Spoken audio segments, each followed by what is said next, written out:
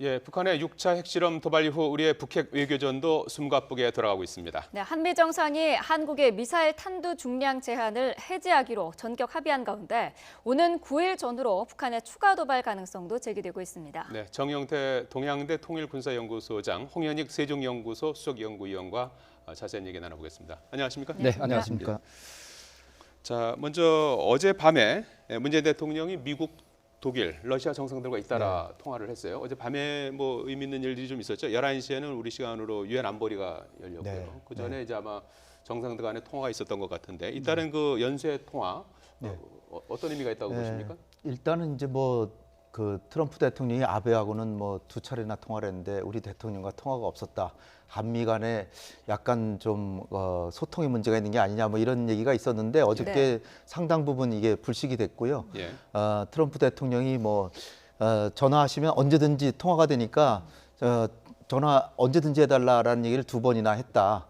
그걸로 이제 소통의 문제는 뭐 별로 없다는 거 확인했고, 그다음에 한미 미사일 지침에 있어서 우리가 요구하는 대로 그 탄두 중량을 무제한으로 이제 풀어준 거, 한 2배나 4배 정도 이렇게 늘 줄 알았더니 아예 풀어줬다 무게를. 그 굉장한 성과를 보이고요. 그다음에 푸틴 대통령과 통화했는데 푸틴 대통령한테는 사실 그 러시아가 북한 노동자들을 많이 받고 있고 원유도 막 지금 많이 수출하고 있기 때문에 유엔 안보리에서 이번에 제재에 그런 내용이 들어갈지 모르는데 러시아가 좀 협력해 줬으면 좋겠다라는 내용을 우리 대통령께서 얘기하셨는데 러시아는 역시 자신들의 전통적인 입장이 있어서 이 문제는 역시 협상과 대화로 해결해야 되지 않냐 이렇게 얘기를 했는데 이제 또 블라디보스토크 가서 푸틴 대통령 만나십니다. 문 대통령이. 그러니까 또 거기서 또 다시 한번 요청을 하지 않을까 보이고요. 메르켈 총리는 G20 그 주도국으로서 우리 대통령한테 아주 우호적인 입장을 보였고 북한의 당시의 미사일 발사에 대해서 의장으로서 규탄하는 성명도 발표하고 굉장히 우호적이었는데 이번에 다시 북한의 도발에 따라서 상호 협력하자 이렇게 합의를 했습니다. 말씀하신 내용 가운데 이제 한미 정상이 통화하면서 미사일의 탄두 중량 제한을 아예 없애기로 전격적으로 합의를 했습니다. 이 부분이 상당한 의미가 있는 거죠. 일단 뭐 탄두 중량 자체의 그 제한을 해제했다 하는 그것은 뭐 중요한 그 분명합니다. 왜 그러냐면은 탄두 중량 자체가 여러 형태로 조절이 돼 있어야 우리가 이제 북한에 즉 필요한 지역에 즉 이제 폭격을 할 때 충분하게 지하까지 상당히 그 침투를 할 수 있을 정도로 할 수 있기 때문입니다. 자, 그럼 중요한 것은 뭐냐면은 미사일 아직 사거리에 대해서는 얘기가 없고 단지 탄두 중량만 이거 이제 해제를 했거든요. 그것은 바로 뭐냐면은 사거리하고 탄두 중량하고 역방향입니다. 예를 들어서 그 사거리가 늘면 탄두 중량은 상대적으로 줄이고 그 다음에 사거리가 줄면 탄두 중량을 크게 할 수 있는 어떤 그런 그 나름대로의 그 유연성이 사실 있다고 볼 수가 있죠. 그럼에도 불구하고 그 내에서 탄두 중량에 대해서는 엄격한 500kg이라고 하는 엄격한 어떤 그런 제한을 뒀었는데 이것을 이제 완전히 풀어줬다고 하는 데 있어서 앞으로 다양한 형태의 대북 공격력이랄까 미사일을 통한 공격력을 그 확대하는데 굉장히 그 기여할 것이라고 이래 볼 수가 있죠. 지금 그 탄두 중량 제한이 최근에 좀 얘기 나오다가 아예 이제 제한을 이제 푸는 굉장히 그 우리도 상당히 속도가 빠르게 이게 탄두 중량을 이제 풀어가고 있는데 북한은 지금 핵실험하고 있는 상황에서 이런 부분이 어떤 그 뭐 대칭적이라고 하나 이런 뭐 어떤 효과가 있을까요? 어떻게 보십니까? 어떻게 보면 한 발 늦은 감이 없지 않아 있지만 사실 이 한미 미사일 지침이라고 하는 게 무슨 조약도 아니고 1970년대 말에 박정희 대통령이 이제 백곰 미사일이라는 걸 개발하니까 주한미군 사령관 위컴 사령관이 국방부 장관한테 이게 한미연합 사령관이자 그 뭐 유엔군 사령관이죠. 그래서 한국이 이렇게 일방적으로 미사일 개발하는 것은 조금 자제가 필요하다 이런 식의 메시지를 보냈어요. 그래서 우리 국방장관이 그렇다면은 일정 수준으로 제한하겠다라는 그 동의를 한 서신을 보냈는데 그게 이게 시발입니다. 그러니까 어떤 조약이나 그런 게 있는 건 아니고 우리 스스로 주한미군이 유지되고 한미 동맹을 하는데 역할 분담 차원에서 우리가 어느 정도 제한을 한다 이런 거지. 뭐 이거를 그 조약이 그 국가 간의 그 협약으로 사인한 서명한 조약은 아니라는 거죠. 그런 측면이 있고 또 하나는 이제 지금 북한이 그저께 핵실험한 것이 이게 사실 핵폭탄의 뭐 지금 10배에서 100배까지 엄청난 위력을 가진 수도 서울에 떨어지면 그야말로 수도권 서울이 거의 불모지가 되다시피 하는, 그래서 한 200만 명 이상 사망한다는데, 이게 그 우리의 저 미사일 그 중량으로 치면은 뭐 1000톤이 넘죠. 네. 1000톤이 넘는데 우리는 지금 겨우 500kg에서 2kg 됐다니까, 그런 좀 약간의 좌절감 같은 것도 있지만 네. 그나마 과거보다는 획기적으로는 이제 무제한으로 풀었으니까 우리가 더 무겁게 해서, 제일 중요한 거는 김정은이가 전쟁이 나고 하면은 지하에 이제 숨는데 그 지하에 숨어도 소용없다. 이제 대한민국의 무기로 김정은을 살해할 수 있다. 이런 능력을 개발할 수 있게 된 게 큰 네. 의미가 있다, 이렇게 봅니다. 예. 한미 정상이 또 통화에서 사드 배치도 신속하게 완료하겠다라는 점을 합의를 했는데 속도를 낼 것으로 보이는데 언제쯤 완료가 될까요? 또 사드 배치 자체는 문재인 정부 들어와서 일단 환경 영향 평가를 거치고 그것의 결과에 따라서 즉각 이제 배치하는 것으로 일단 준비가 되어 왔다고 볼 수가 있죠. 예. 뭐 이제 환경 영향 평가도 끝났고 또 환경 영향 평가 내용 자체가 크게 문제가 없다는 그 내용으로 돼 있다는 것으로 이제 알려지고 있기 때문에 네. 지금 뭐 가급적 지금 빠른 시일 내에 그 배치할 가능성이 굉장히 큽니다. 왜 그러냐 하면은 문재인 대통령 자체도 이번에 핵실험에 대해서 굉장히 그 이 위중함을 인식을 하고 여기에 대한 할 수 있는 한 가장 강력한 그 대응을 해달라 이렇게 얘기했기 때문에 그 중에서도 이게 사드라고 하는 것은 북한이 어떠한 형태의 그 미사일을 날린다고 하더라도 이것을 방어할 수 있는 그게 없다면은 우리가 더 그 위험해지지 않습니까? 네. 그렇다면은 사드가 그래도 그 중에서 이걸 방어할 수 있는 하나의 저 중요한 그런 그 무기 체계인 만큼 이것을 우선적으로 배치함으로써 북한한테 또 다른 이런 그 억제 능력으로 작용한다고 볼 수가 있죠. 그렇기 네. 때문에 가급적 우리 정부에 있어서도 빨리 그 배치하는 쪽으로 움직일 것으로 예상이 됩니다. 예.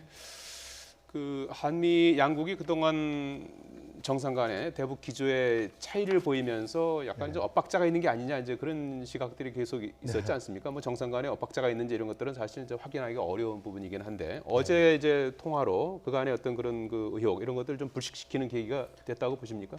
네, 그렇습니다. 사실은 미국의 대북 정책 기조가 최대의 압박과 관여라고 한다면 우리 문재인 대통령의 기조는 압박과 대화의 병행 정도입니다. 그러니까 약간 시차의 약간의 차이만 있을 뿐이지 대화와 압박을 결국은 같이 한다는 거는 두 가지 방법을 다 사용한다는 건 같은데 네. 네. 트럼프는 근데 이 대화 쪽은 지금 뒤로 좀 밀어두고 압박, 최대한의 압박에만 이제 강조를 하고 있는 상황에서 우리 대통령께서는 최대한의 압박을 가하기 위해서 이번에도 뭐 유엔 안보리 결의안을 가장 가혹한 결의안 이게 도출하는데 최대한 협력한다. 그리고 동참한다.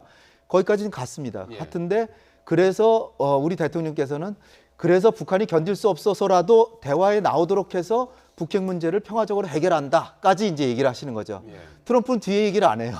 네. 그리고 그 차이일 뿐인데, 그런데 이제 트럼프 대통령의 그 어떤 그 협상가적 기질, 사업가적 기질상 사실은 그 북한이 핵실험한 게 미국으로 보면 한밤중에 했는데 트럼프 대통령 자고 나서 아침에 일어나가지고 이제 이게 트위터를 했는데 거기다가 한국인들이 북한에 대한 유화적인 발언이 효능이 없다는 것을 깨달아가고 있다, 이런 식으로 마치 한국이 네. 뭔가 이런 그 북한이 자꾸 도발하는 게 한국이 빌미를 주고 있다는 식으로 예. 굉장히 책임 전가적인 이런 방식의 트위터를 했는데, 트위터를 그 소통 수단으로 이용하는 것 자체도 문제지만 예. 그 내용 자체가 외교적으로 아주 민감한 내용을 특히 사실 그 북핵 문제에 대해서는 우리 대통령과 트럼프 대통령과의 통화에서도 얘기했지만 남북 대화도 우리가 인도주의적 문제나 이산가족이나 아니면은 휴전선 근방에서의 긴장 완화 정도만 우리가 대화하자는 거지 핵과 미사일 문제는 사실은 미국과 협조해서 한다, 이런 기조를 분명히 하고 있는데 예. 그래서 미국은 뭐 선제 공격한다, 뭐 예방 전쟁을 한다, 그러다가 또 뭐 그 군사력은 외교를 뒷받침하는 것이다, 혼돈된 메시지를 왔다 갔다 하면서 막 주면서, 그래서 결국 김정은이 이거 핵실험에도 미국은 군사 제재는 안 하는구나, 스티브 배넌이 결정적으로 얘기했잖아요. 트럼프 대통령의 군사 옵션은 허구다, 그리고 바로 해임됐죠. 그런데 그 사실 이러한 북한의 계속적인 연속되는 도발이 첫째 책임은 북한에 있고 예. 두 번째라면 트럼프 대통령의 행정부인데 이거를 한국이 마치 무슨 뭐 대북 화해 정책을 하니까 그것 때문에 도발했다는 식으로 얘기를 했는데 사실은 오해에서 비롯되고 트럼프 대통령의 이게 성격 문제지 네. 이 기본적으로 의사소통에 문제가 있는 건 아니다. 저는 그렇게 보는데 어저께 통화로 사실 거의 다 해소됐다. 이렇게 저는 보고 있습니다. 네. 자, 국제사회도 바쁘게 어젯밤 사이에 움직였습니다. 유엔 안보리가 새로운 대북 제재를 위한 논의에 착수를 했지만 추가 제재 마련에는 진통이 예상되는데요. 관련 내용 영상으로 확인해 보겠습니다. The time has come to exhaust all of our diplomatic means before it's too late. We must now adopt the strongest possible measures. 半岛问题必须和平解决，中方绝不允许半岛生乱生战。 A, there is no military solution to the conflict. B, that we have to look for diplomatic and political solution. 예, 국제사회에서 지금 한반도 상황을 논의하는 내용을 잠깐 들어봤습니다만은 뭐 미국은 가장 강력한 조치를 취해야 된다 이런 언급이 있었고요. 유재희 중국 유엔 대사는 혼란과 전쟁을 결코 허용하지 않을 거다 이제 이런 언급도 있었지 않습니까? 국제사회에서 지금 상황을 어떻게 보고 있는 것 같습니까? 그런데 국제사회가 또 재미있게 특히 그 러시아나 중국은 북한의 6차 핵실험에도 불구하고 기존의 입장에서 변하지 않은 것 같아요. 가급적 그 평화적으로 협상을 통해서 이 문제를 해결하기를 바란다.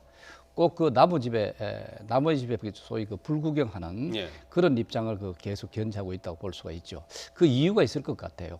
사실은 러시아나 특히 중국은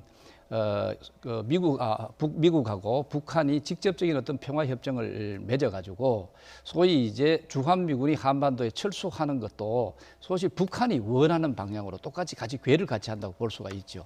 어떤 의미에서 북한으로 하여금 이런 미국 간의 평화 협정 체계를 어떤 종용해서 이끌어내서 주한미군을 철수하게 하는 어떤 그런 삼자적인 그 입장을 지속하고 있다는 그런 오인을 할 수 있도록 지금 만들고 있다. 이것은 러시아도 비슷하지 않느냐 하는 측면에서 자꾸 평화적으로 해결하고 이것을 협상을 통해서 해결하기를 바란다. 이렇게 반면에 미국 입장에서는 사실은 북한의 핵 문제 그 자체가 어떻게 하면 해결될 것인가 실질적인 어떤 그런 목적을 갖고 있다고 볼 수가 있죠. 자, 그래 하기 위해서는 중국과 러시아의 어떤 제재라든가 적극적인 동참이 필요하고 이것이 1차적이고 그것이 충분하지 않다면은 두 가지 큰 그 옵션이 사실 있다.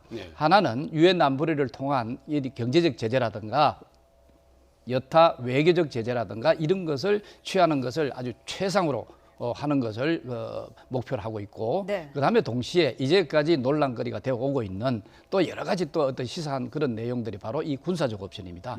이 군사적 옵션 자체도 점차적으로 오히려 이 가능성을 지금 높여가고 있는 것이 아닌가 하는 데 있어서 우리가 우려가 크다 이래 볼 수가 있죠. 네.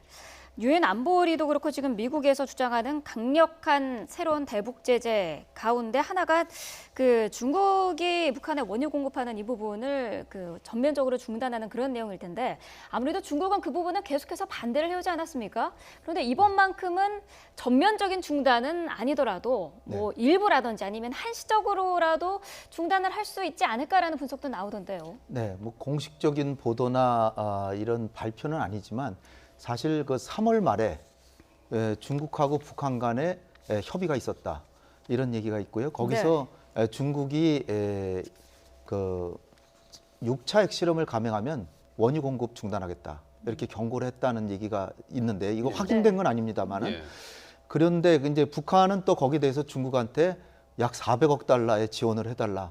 그 다음에 제재 해제해라. 평화협정 체결하겠다. 이런 조건을 주던자면 우리도 핵계획을 접을 수 있다. 뭐 이런 식의 얘기가 이제 오고 갔는데 그러다 4월 위기가 이제 그래도 그 큰 핵실험 없이 지나갔잖아요. 본래 계획은 북한이 4월 달에 핵실험을 하려는 계획이었다라고 이제 알려지고 있습니다. 근데 그런데 북한이 넘어갔지만 계속 도발하려는 양상을 보이니까 중국이 강력한 경고를 한 게 황구시보에서 만약 북한이 핵실험을 해서 미국이 거기에 군사공격을 할 때 중국은 중립을 지키겠다. 그러니까 아주 강력한 메시지를 보낸 겁니다. 이건 미국의 군사 제재까지도 우리는 관여 안 하겠다. 그렇게까지 했는데 따라서 이런 정황들을 보면 이번에 유엔 안보리에서 원유 공급에 대해서 약간의 이를테면 일종의 쿼터를 정한다든지 제한을 가하는데 동의할 가능성은 있는데 전면 중단 가능성은 크지 않다. 저는 그렇게 보고요. 네. 그거 말고도 이제 또 있는 것이 노동자 해외 송출 금지라든지 이건 러시아가 사실 걸려 있는 거거든요. 러시아, 중국이 다 걸려 있는데 이 문제도 두 나라는 반대하고 있고 그다음에 이제 더 세게는 아예 북한과의 모든 거래를 끊어라. 미국이 얘기하는 거는 엊그저께 그 문우신 재무장관이 얘기했지만 북한과 거래하는 기업은 미국과 거래할 생각하지 마라. 이게 이제 가장 무서운 거죠. 근데 네. 이거는 중국이 미국과의 그 수천억 달러에 달하는 그 무역과 연관돼 있기 때문에 과연 미국이 거기 카드를 심각하게 쓸까? 그러니까 세컨더리 보이콧의 일부 도입 정도는 될 수 있을 것 같은데 전면 도입은 아마 미국한테도 너무나 큰 손해이기 때문에 아마 네. 자제하지 않을까 저는 생각합니다. 네. 자, 이런 가운데 북한이 북한 정권 수립한 날을 이제 기념하는 날이죠. 9월 9일 이때 추가 도발을 할 수 있다는 가능성이 제기됐는데 어제 국정원 긴급 현안 보고 중에 나온 내용을 잠깐 들어보시겠습니다. 새로운 SLBM, 이거 북극성 3호라고 하죠. 을 시험 발사하거나 화성 12호, 14호, ILBM과 ICBM을 의미합니다. 정상 각도로 북태평양 상에 발사하는 등의 추가 도발을 할 가능성도 있어 보입니다. 예. 지금 뭐 국정원이나 국방부 뭐 공이 ICBM 추가 발사 가능성을 지금 높게 보고 있는 상황 아닙니까? 지금 뭐 국방부도 그렇고 국정원도 그 공식적으로 그렇게 발표를 한 것으로 봐서 예. 가능성은 뭐 어느 정도 포착이 되고 있다 이렇게 볼 수는 있는데 네. 예. 근데 자세히 보시면은 북한이 이러한 그 미사일 시험 발사라든가 소위 뭐 장거리라든가 이런 거 위성 발사 이도 마찬가지입니다. 그다음에 동시에 핵실험 같은 이런 것들도 우리가 예측한 데는 항상 빗나갔습니다. 예를 들면 뭐 구구절 이번에도 핵실험을 사실상 구구절에 우리가 예측을 할 그런 가능성이 굉장히 크거든요. 예. 네. 그럼 그 연장선상에서 이 지금도 그 ICBM 수준의 그 정상 발사, 정상 각도 발사를 할 가능성이 있다. 또 이렇게 나오는 것 같은데 사실은 이런 움직임을 보이는 것은 일단 저쪽에서 북한에서는 우리를 어떤 면에서 기만 전술과 비슷한 그런 측면도 항상 있다. 그렇기 때문에 북한에 관한 한 첩보에 지나치게 의존하면은 우리가 판단이 흐려질 가능성이 굉장히 큽니다. 네. 그렇기 때문에 물론 9월 9일은 소위 북한으로서는 그 구구절로서 정권 수립 그거로서 굉장히 중요한 그 기념일입니다. 이것을 활용할 가능성. 왜냐하면 지난번에 5차 핵실험도 그 바로 구구절을 활용해가 했죠. 사실은 지난번에 구구절 때도 이걸 우리가 예측 못했습니다. 오히려 그 이전에 북한이 핵실험을 할 거다 하다가 우리의 관심이 상당히 그 사그러들 때 점에서 구구절로 전격적으로 사실 했거든요. 예. 네. 자 이번 경우도 본다면은 그렇게 본다면은 구구절에 있어서도 그렇게 큰 변화 없이 넘어가고 오히려 구구절이 지나고 예. 우리가 어느 정도 마음을 놓고 있을 때 그 ICBM 이것을 쏠 가능성 이것은 그 남아 있다고 이게 보통- 절차적으로 사실 ICBM을 실전 정상 각도로 쏘아 올리고 그래야 이제 이번에 그 수소폭탄 핵실험에 성공했다고 하니까 그 핵탄두를 장착을 해서 그다음에 그 태평양상으로 미국 자체도 직접 그 겨냥할 수 있다는 것을 과시하는 단계가 지금 남아 있다 이래 볼 수가 있죠. 네. 북한이 또 노동신문을 통해서 EMP 공격의 원리 그리고 위력에 대한 선전도 하고 있는데 먼저 이 EMP라는 게 뭐고요? 어느 정도의 네. 위력을 갖고 있는 건가요? EMP라는 게 이제 전자기파 공격을 얘기하는데요. 네. 수소폭탄을 갖다가 그냥 지상에 떨어뜨리는 게 아니라 지상 수십 킬로, 30킬로에서 100킬로 이 정도의 높이에서 터뜨리면 이것이 미군이 과거에 실험을 하다가 저기 왜 핵폭탄이 터지는데 왜 기기 작동이 안 되나 했더니 거기서 강력한 전자기파가 나와서 모든 반도체 회로 이런 걸 다 망가뜨려서 네. 거기에 노출되는 상당 지역의 이 전자 장치는 다 망가지는 거죠. 그래서 이것이 미치는 영향이 뭐냐? 이를테면 발전소 또 이 발전소에 영향을 미치니까 전기가 다 나가고요. 그다음에 컴퓨터 작동이 다 안 되고 핸드폰도 물론 다 안 되고요. 네. 그다음에 그러니까 암흑 세계로 변하고 그렇게 되니까 뭐 자동차 다니지 못하고 신호등 다 전멸되고 그러니까 잠깐만요. 예, 홍인희 네. 의원님. 어제 그래서 지금 나오는 것이 저희가 이제 북한이 거의 뭐 그 핵 보유가 좀 상당히 뭐 가시화된 그런 상황에서 전술핵 얘기가 계속 나오고 있는 것 같아요. 그래서 송영무 국방장관이 어제 국회에 나와서 언급한 내용이 논란이 되고 있는데요. 직접 한번 들어보겠습니다.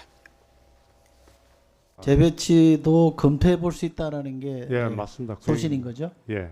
그러면 현 정부 내에서 전술핵 재배치와 관련된 어떤 협의가 진행된 게 있습니까? 없습니다. 정부 내에서 공유되지 않은 얘기를 그렇게 소신도 아니시라면서 불쑥 질러버리면 이 혼선으로 비춰지잖아요. 저는 좀 발언에 주의하셨으면 좋겠고요. 대한민국 국방부 장관이 핵을 갖기 위해서 전술핵 배치하는 거 그게 뭐 그거 얘기하면 안 되는 겁니까? 대한민국에서? 왜 그렇게 떳떳하지 못하세요? 하셨습니까? 안 하셨습니까? 전술핵 배치 얘기는 아니 하는 게 정상적인 거 아닙니까? 전술핵 배치시켜달라 이렇게 얘기하는 게 맞는 거 아닙니까? 그거 얘기하면 죄 짓는 겁니까? 뭐 이렇게 두려워하십니까? 제가 뭐를 이렇게 두렵고 이렇게 한 적은 없습니다. 예. 북한이 워낙 뭐 지금 계속 이렇게 핵무장을 가속화하면서 이제 전술핵 얘기도 나오고 뭐 그러는 상황 아니겠습니까? 전술핵에 대해서 어떻게 봐야 되는 겁니까? 뭐 여러 가지 뭐 다양한 얘기들이 나오는 것 같은데요. 저는 한 1년 이전에는 전술핵 재배치는 시기상조다. 그건 아직은 검토할 때가 아니다라고 생각했는데 작년 봄에 이제 논문 쓰면서 모든 방안을 다 검토했는데 전술핵의 한시적 조건부 재배치 외에는 별 해답이 없다. 이 네. 결론을 내리고요. 한 1년 전부터 전술핵의 한시적 조건부 재배치를 외쳐대고 있습니다. 사실은 이건 고립주책이지만 지금 현실에서는 가장 이것이 우리 국민의 생명과 재산을 확실하게 지켜주고 첫 번째로 그다음에 두 번째로 그러니까 억지력이 생기니까 자신감을 가지고 우리 정부가 북핵 협상을 주도해서 북한이 포기하면 재철수시키는 그래서 한시적 조건부 재배치를 저는 주장을 하고요. 또 하나 거기다 덧붙인다면 지금 북한이 남침을 하더라도 미국이 자동으로 우리를 지켜주는 게 아닙니다. 그래서 재래식 군사력으로 북한이 공격할 때는 뭐 지금 동맹 조약으로도 충분하다고 보는데 네. 그러나 핵으로 공격했을 땐 자동적이고 즉흥적으로 미국이 북한을 공격해줘야 된다. 그렇지 않으면 우리가 핵 개발이라도 검토해야 된다는 거죠. 자동적이고 즉흥적으로 북한에게 핵 공격을 해줄 수 있는 안보 보장 조약을 체결하자. 이게 제 생각입니다. 이 전술핵이라는 게 이제 뭐 이성적으로는 억지력이 있지만 북한처럼 그 뭐 일부 이성적이기도 하지만 뭐 상당 부분 이제 몰이성적인 그런 그 체제에서는 이게 억지력이 있을 것이냐 하는 그런 이제 반론도 있는 것 같아요. 그런 반론은 참 저는 오히려 비현실적이라고 보는 것이 예. 아무리 몰이성적이라고 한나손 치더라도 그러면 다른 대안이 있느냐는 거죠. 그 중에서 차선책을 찾는 차원에서 이 전술핵 배치라도 해야 된다 하고 하는 건 사실 그런 측면이죠. 사실은 전술핵 배치에 더 나아가가지고 그런 몰이성적인 것을 대응하기 위해서는 우리 스스로가 핵을 무장을 해서 같이 핵을 균형을 이루는 그런 선까지도 우리가 나가야 됨에도 불구하고 전술핵 배치도 못한다고 하는 것은 사실은 굉장히 어폐가 있는 얘기가 아니냐 이런 생각이 듭니다. 예, 두 분의 생각이 뭐 비슷한 것 같군요. 예. 지금까지 정영태 동양대 통일군사연구소장, 홍현익 세종연구소 수석 연구위원이었습니다. 두 분 말씀 고맙습니다. 고맙습니다. 감사합니다.